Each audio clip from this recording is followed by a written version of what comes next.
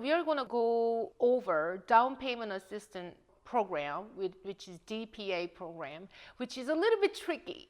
When you say down payment assistance program, oh well, I'm using VA, I don't ever need a down payment. Why do I need to hear about this DPA program? There are a lot of different ways to use their grant, and this is beautiful program, especially when we are suffering with this higher interest rate, which is not high like 1980s, but still coming from 2020 to in 2021, we feel like these interest rates are like astronomical, and you feel like being ripped off by the bank. But enough said. So what is DPA stand for? So DPA stands for down payment assistance. Okay. And in that you can use, there's several different programs and different models. There's a no DPA where you utilize the program.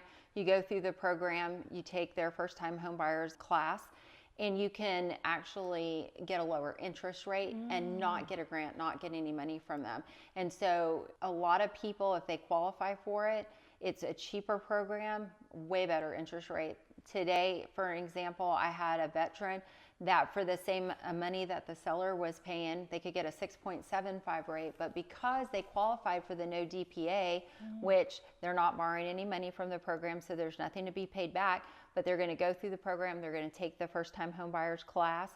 Is it in person? Nope, it's online, and it doesn't take very long. It's just basically explains the importance of paying bills and paying your mortgage on time and what it means to have a mortgage.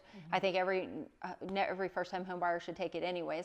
But we were able to get him a 6.125% rate instead of a 6.75. Without any extra money? Without any extra money, utilizing what the seller was paying. Not everybody's going to fit in that bucket, but he did fit in that bucket, and so it was an opportunity for him to use the program.